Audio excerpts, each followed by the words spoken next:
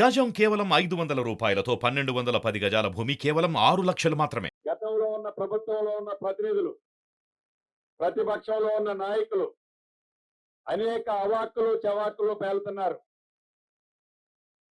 40 రోజులే టైం ఉంది వీళ్ళకి.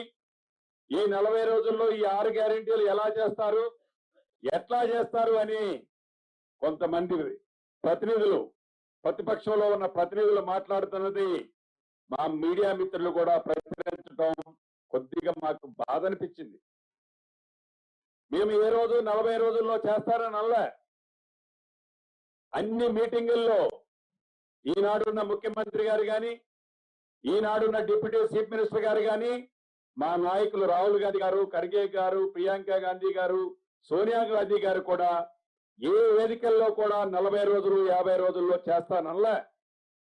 100 రోజుల్లో ఈ 6 గ్యారెంటీల్ని ప్రతి ఇంటికి అర్హులైన ప్రతి ఇంటికి చేర్చే బాధ్యత చేస్తామని చెప్పాం. మేము అధికారంలోకి వచ్చి ఇంకా పూర్తిగా ప్రమాణ స్వీకారం చేసింది డిసెంబర్ 9వ తారీఖు నాడు. ఇది శాసనసభ్యులుగా అంటే ప్రభుత్వంలోకి వచ్చి ఇంకా రేపటికి నెల అవుతుంది. అప్పుడే 40 రోజులే మీకు టైం ఉంది, ఇది అది అని ఎవరైనా కారు కొత్తలు కూసినా చాటుగా ఎప్పుడు కూడా మేము చెప్పలే. మా నాయకులు కూడా ఎక్కడా చెప్పలే. 100 రోజుల్లో మేము డెలివరీ చేస్తానన్నాం. మా మాటకు మేము కట్టుబడి ఉంటాము. మీడియా మిత్రులు కూడా దీన్ని గమనించాలని మీడియా మిత్రులు కూడా ఈ వేదిక ద్వారా తెలియజేస్తున్నారు. ఏవైతే ఈ 1,25,1,25,00,000 అప్లికేషన్లు ఏవైతే ఈనాడు ఈ రాష్ట్ర ప్రభుత్వంలో ఉన్న అధికారులు చిత్తశుద్ధితో వాటిని డేటా ఎంట్రీ అంటే వీటన్నిటినీ కంప్యూటర్లో పొందుపరిచే కార్యక్రమాన్ని కూడా 6వ తారీఖు నుంచి చేపట్టారు. యుద్ధ ప్రాతిపదిక మీద ఏదో కాంట్రాక్ట్ బేసిస్ లోనో ఇతరత్రలో ఉన్న డేటా ఎంట్రీ ఆపరేటర్లే కాకుండా బయట నుంచి హైర్ చేసి యుద్ధ ప్రాతిపదిక మీద వీటిని క్రోడీకరించాలి అంటే ఇట్ టేక్స్ నియర్లీ ఈ నెల 25వ తారీఖు దాకా పట్టేటట్టుంది.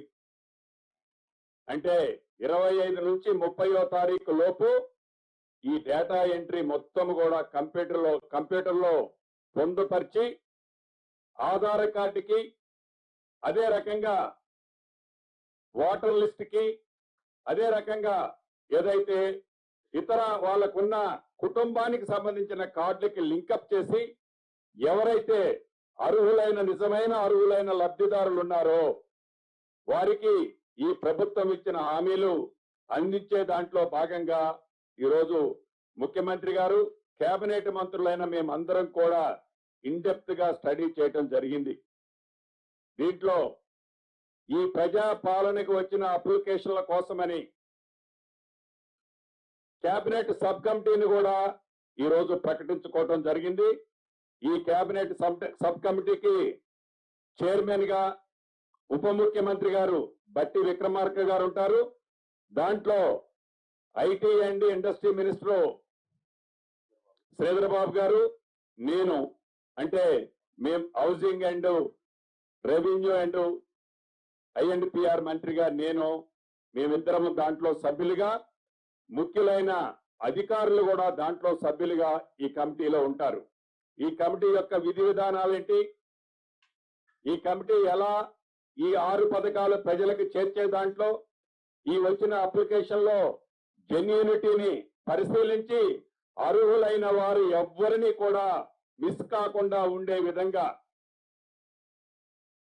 డేటాని పూర్తిగా సేకరించిన దాన్ని కంప్యూటర్లో భద్రపరిచి దానిని అర్హులైన వారికి పథకాలని ఇచ్చే ప్రణాళిక ఈ కమిటీ తీసుకొని ఈ కమిటీలో చర్చించిన తర్వాత కేబినెట్ లో దాన్ని ఎమ్మటే ఇంప్లిమెంటేషన్ చేసే కార్యక్రమాన్ని కూడా చేపట్టబోతున్నాం.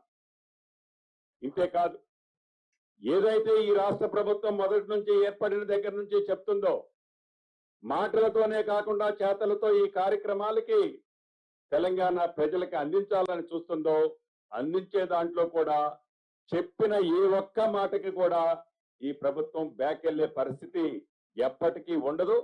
పూర్తి నమ్మకము, విశ్వాసము ప్రజలకు ఉంది. ధన్యవాదాలు.